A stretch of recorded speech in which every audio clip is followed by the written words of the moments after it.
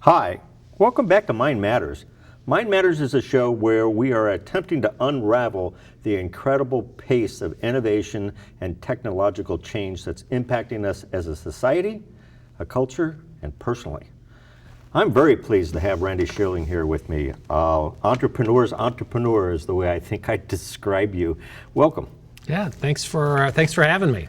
One of the things that I thought would be really interesting for the audience today is just kind of a snapshot of how we got here, how you got here, and some of the different entrepreneurial projects that you currently have in motion, especially the OPO, but we'll get to that in a second. But where did it all begin? How did it start? Yeah, sure, Kim.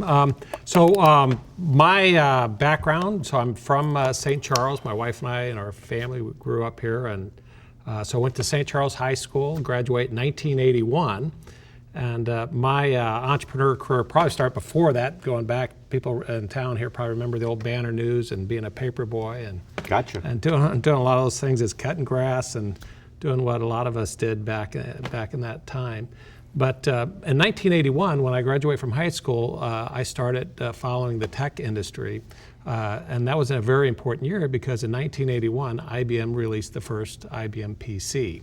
I then went off to school to University of Missouri and Columbia and went to engineering school and got a degree in electrical engineering. And so in those days, engineering was primarily still very manually intensive, complete with slide rules and everything?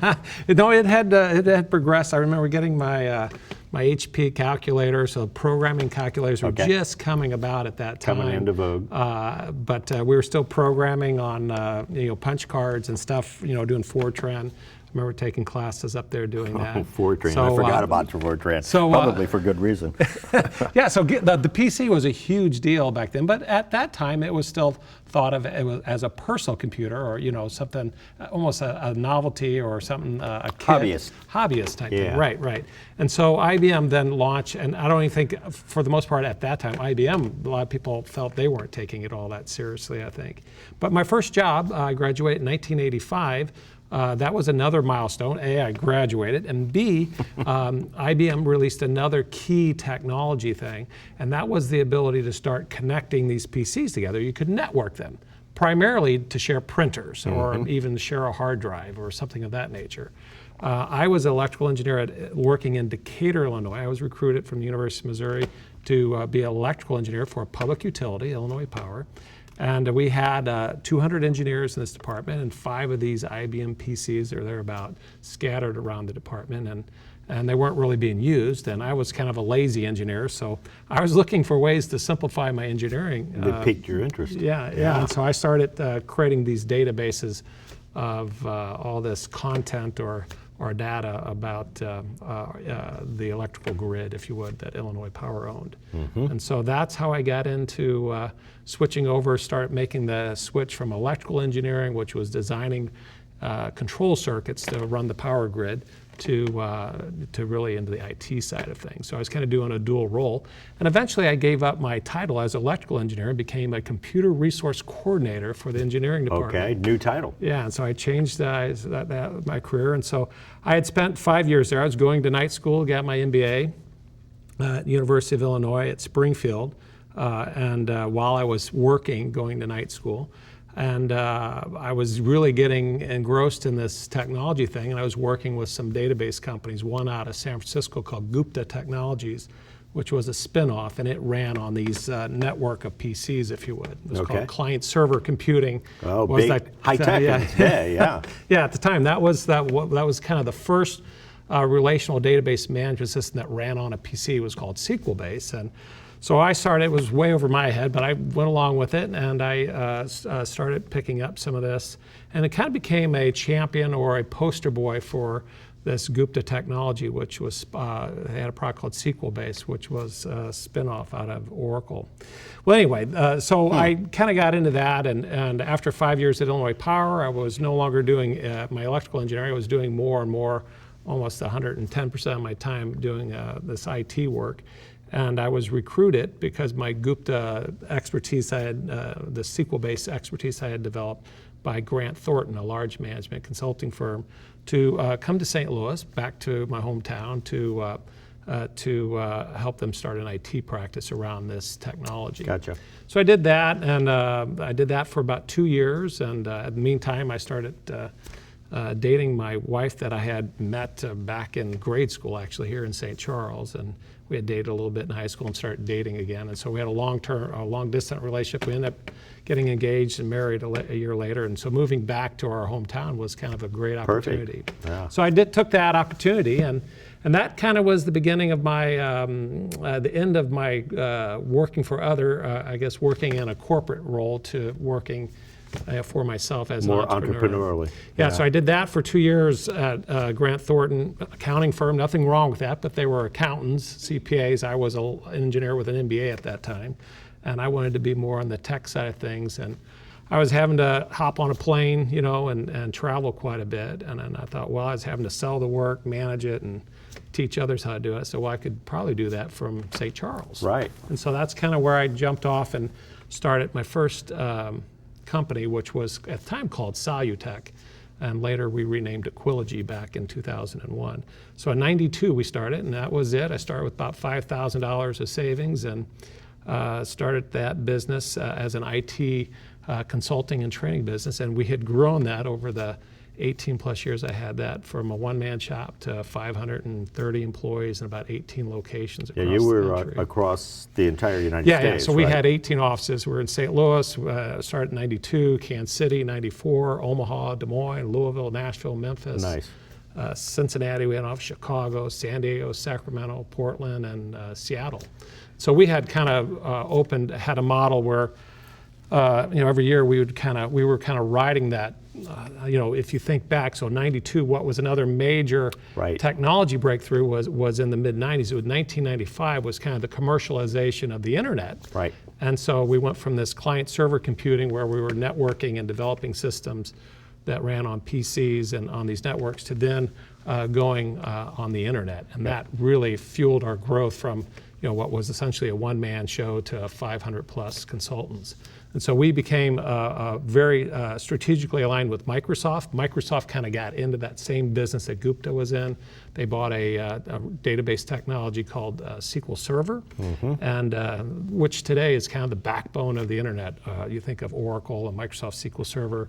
All this data that's being collected on the internet is stored in these databases, which was really, that technology started with SQL-based, back in the 80s, in '85.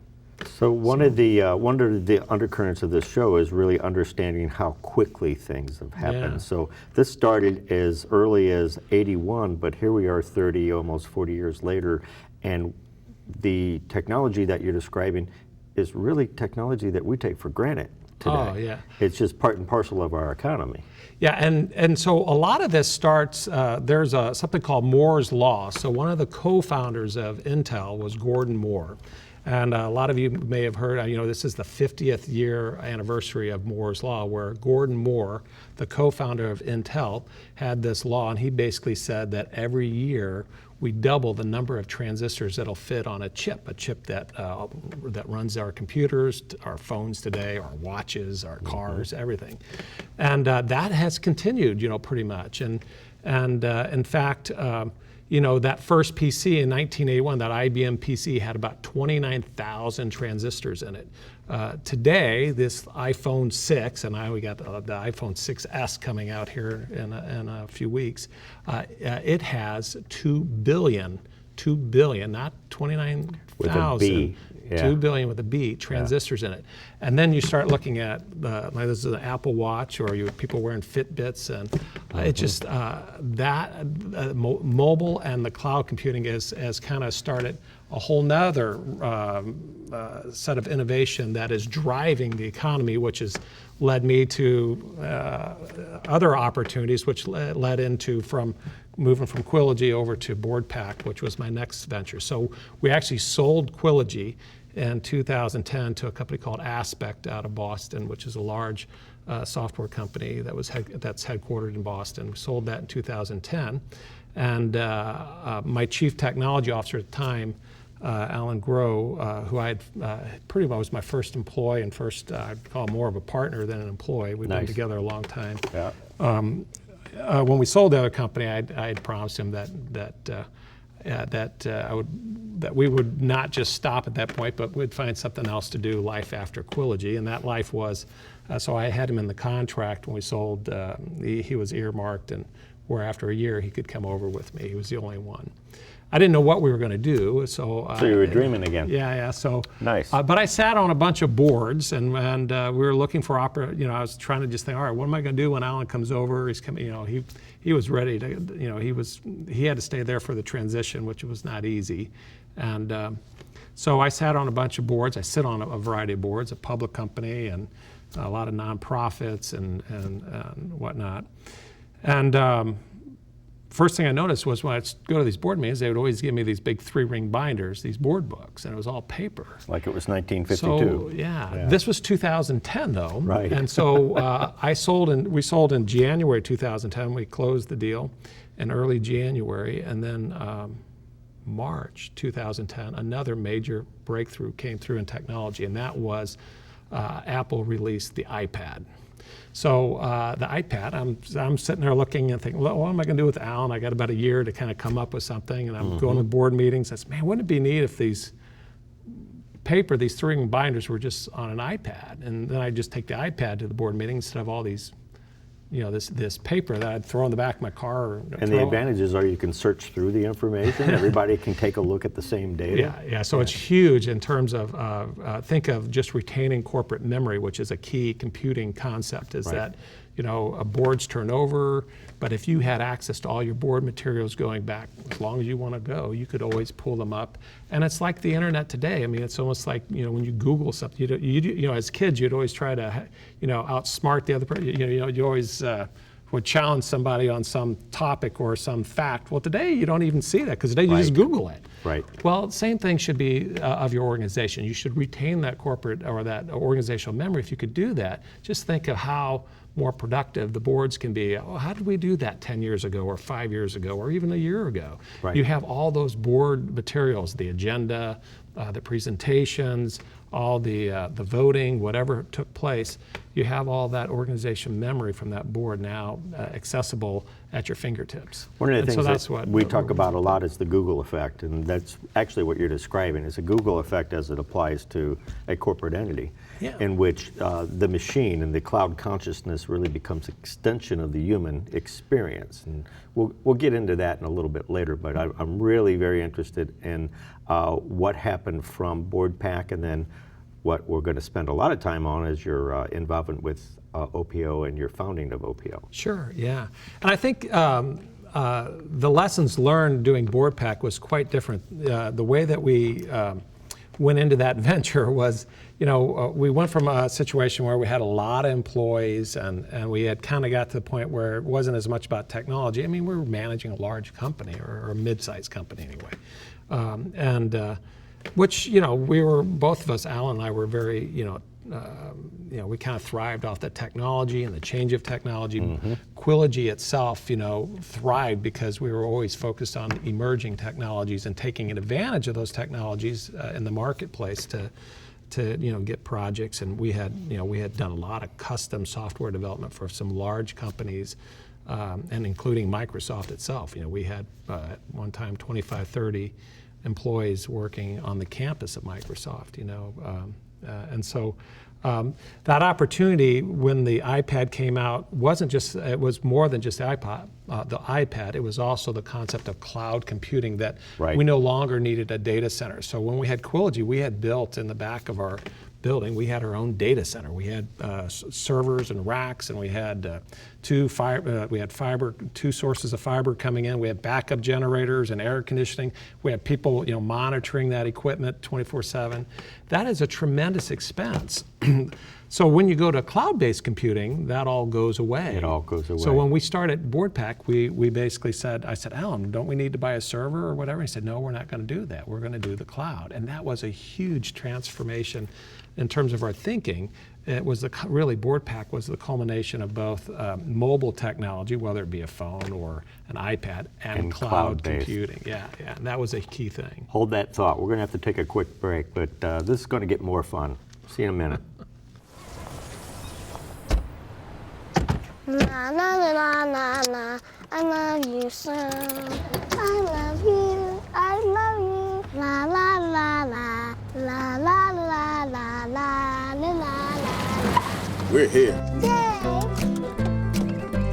It's a short drive from your neighborhood to your naturehood. To find a neighborhood park or green space near you, visit discovertheforest.org. Listen to me. I am captain of the track team. And if I'm late, She doesn't really think she's going to get out of here, does she? Be nice, she's new. Hello, is anyone there? Ugh! Wow. Even from our standards, you look awful. Oh, sweetie, what happened? Me? My friend Becky got to talk to this super cute boy, and I tried to act like I wasn't jealous, but I so totally was. And then out of nowhere, this concrete barrier just popped up. Maybe it was a semi. You mean you were driving? Yeah. I mean, I know the whole eyes on the road thing, but this was a super important text. Maybe you have to know, Becky. Texting? Great. But it was only like 5 seconds, and I'm a really, really fast texter, so it wasn't even a big deal.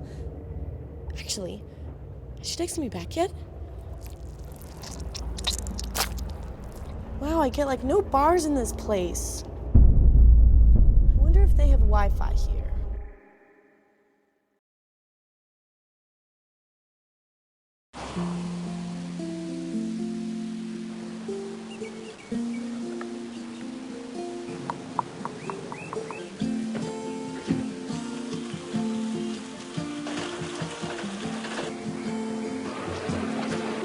Dad's home! The smallest moments can have the biggest impact on a child's life. Take time to be a dad today. And welcome back to Mind Matters. We're with Randy Schilling, and we're just getting started. So where we left this is the use of the iPad as it's bouncing off the cloud infrastructure as an executive business tool. How well is it being accepted by CEOs and the C-suite up there? Yeah, so you think of BoardPack, I mean, our product is in boardrooms, and you think of people that are on boards, especially banks and credit unions and associations, universities, hospitals, et cetera. Those boards are typically older people. I mean, so, you know, and that was a concern we had, was we went in this thing, and really the iPad was kind of as Steve Jobs said, it was one of his last major thing. It's a magical device, and that some people that have been using a product, it was their first computing device, and so the touch and being able to hold it has really transformed how people interact with computing, and so it's actually done very well because people start using it not just for their board meetings, but you know, you think in terms of how you would email or communicate with your kids, or multimedia, reading papers, or watching videos, and so. You know, and how we use mobile device, even our phones. And that's a trend we're seeing today, even that the larger phones, the Plus phone, if you would, the larger Android or Apple phones, et cetera, are starting to even replace the tablets. And so we're becoming very comfortable with that. And so I was, you know, it's actually gone very well, and I think it's that combination of not just it's the touch screen on the tablet and the phones have made them much more user-friendly. And it's less intimidating for somebody to interact with that device than it is to set on a machine with a keyboard. And, well, and even today, it's just hard. I mean, even getting a physical newspaper, the content, you know, why settle for one newspaper when you can have the content of hundreds the entire of them? planet. Yeah, the whole planet. And so it's kind of the Google thing we were talking about before. That's the way we're consuming our content today, you know, our news and our entertainment and that whole thing is, so we're doing that on our personal side, so it's much more natural that on the business side of the world, we would also want to consume our business information on these types of devices. And so it was great timing, you know, it was a combination of those two worlds, the mobile, the tablet, the smartphone world colliding with cloud computing, which really changed how you would start and build a business today versus the way we did Quillogy starting in '92. Right. Here we are at really 2011 starting BoardPack, and no servers, was the first big thing. No phone systems. We're all using smartphones. We're using a Google phone number, if you would. Did you even have office space? We had office space because I own a lot of real estate on Main Street, historic buildings. So you had a place to people go. still want to collaborate. And Right. actually, we can talk about that a little bit later, but how OPO is really, it's more about collaboration than the office. Most of the people at OPO are, a lot of them were already working out of their homes, but they need the collaboration, the Right. human interaction with others. And so you still need gathering spots and whatnot. So the office space was, I think, very important because for us to get together and to collaborate and interact, with each other. But things like phone systems, things like servers, and that all kind of Don't went need it away. anymore. But Right. even things like accounting systems. You think of how we would do accounting in the old days. You would install on a machine, your accounting software. That's all in the cloud now. The way you do billing. We used to have at Quillogy, we had a whole top floor. We had half dozen accountants that would do billing. Today we don't even do any invoicing. It's all done with credit card payment. It's all done electronic payment.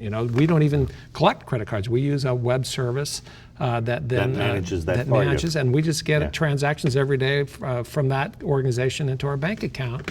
And so there's no need for that. So there's a bunch of examples like that. How you do marketing today, you do AdWords, you do electronic marketing. We don't even sell face to face. It's all done over the internet. So we do video conferencing or screen sharing to demo our software and to interact with our clients. We do interact with our clients only really in one venue, and that is when we do trade shows. And we do the trade shows primarily, we meet with our customers at these trade shows. So we'll go to trade shows for credit unions or for banks or for associations or for universities, or we're now getting into school boards even. And so they all have conferences, and so they have trade shows. We go to that. Primarily we go to get feedback and just to meet face to face, to have that collaboration with our customers. But other than that, it's all done, all the support, all the sales is done electronically over the internet. One of the things that I tell folks is that we are in the middle of, and it will continue to accelerate, what I call the aha factor of the economy, in which people are taking traditional systems and they're looking at it kind of like Uber, just a completely different approach that's disrupting and blowing away any of the existing technologies or any existing services, and just replace them with a completely different mindset.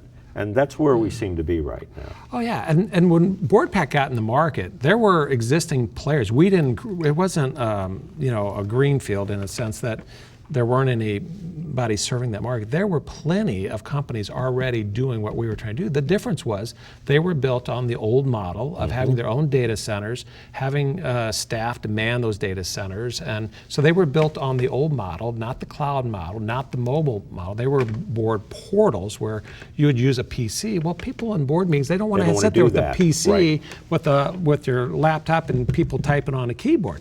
But if you give them a tablet with a touchscreen, it's quiet, and it's very non-obtruse, and I think so that technology gave us a seam in the market to enter the market. It was the combination of the tablet, in this case an iPad, and today it's the Microsoft Surface device and Android devices and even the large plus-size phones.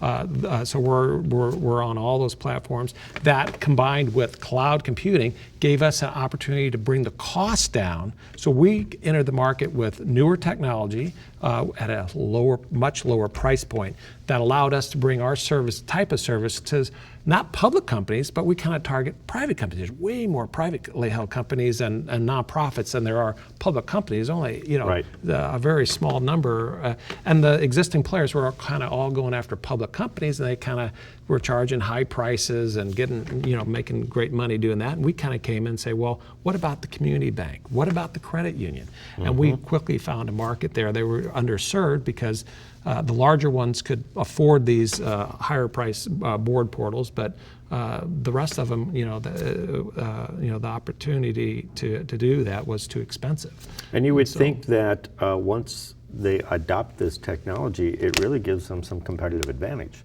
because it allows them to look through that window into their company in a way that they probably have never seen before, but more importantly, it gives them all those resources of information right at their fingertips so they can make better decisions, you'd think. Yeah, I think there is certainly a huge productivity opportunity, and retaining that corporate or that organizational memory is a huge thing.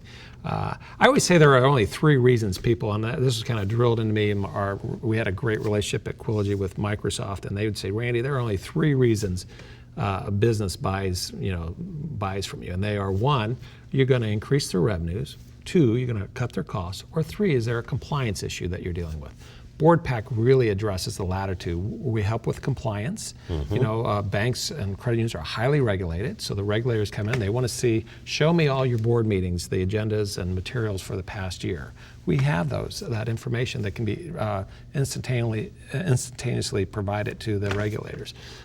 We also help reduce costs. I mean, just the cost of printing alone, our services are in many cases less than what it costs to print and distribute the materials. Some of these banks and credit unions and schools and other things, they would print all this stuff up, and then they would have to deliver it. In some cases, the superintendent would personally drive out to people's homes and deliver it. Wow. Or you have it couriered. And then if there were any last minute changes, you'd have to reprint and slide in the pages. Right. And so all the time that took. So in a lot of cases, we've had one of our customers out in Hawaii, a credit union, said, Randy, you saved me an hour. BoardPack saves an hour off my board meeting. Saves a tremendous amount of time.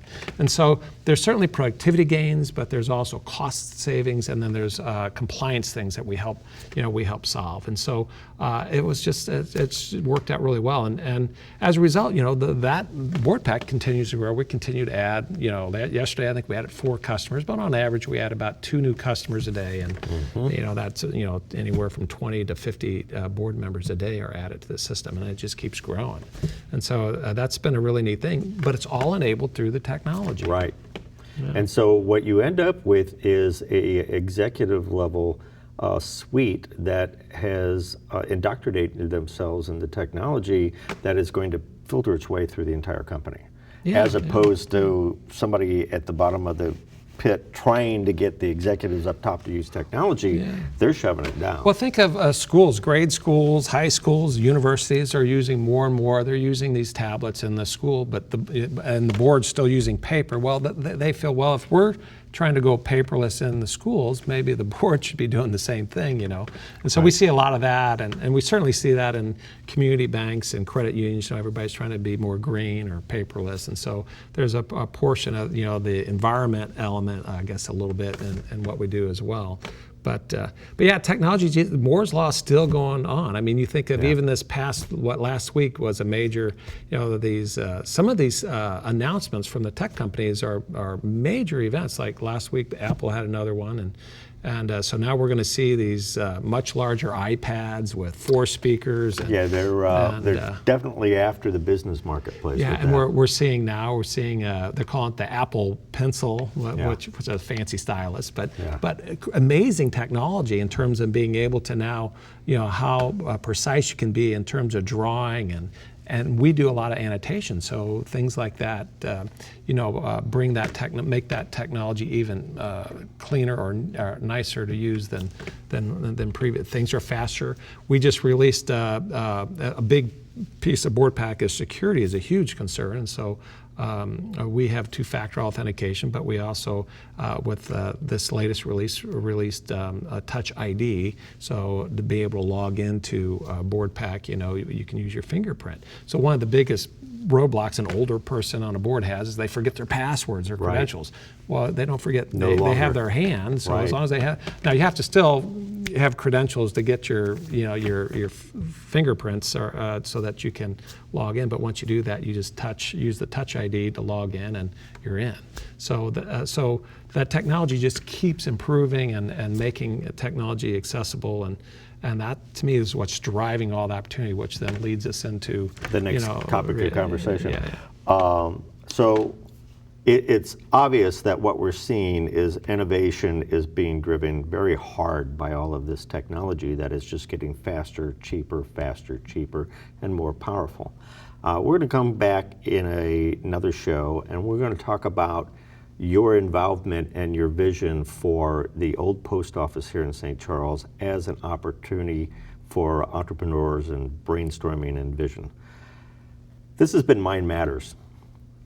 More to come. See you soon.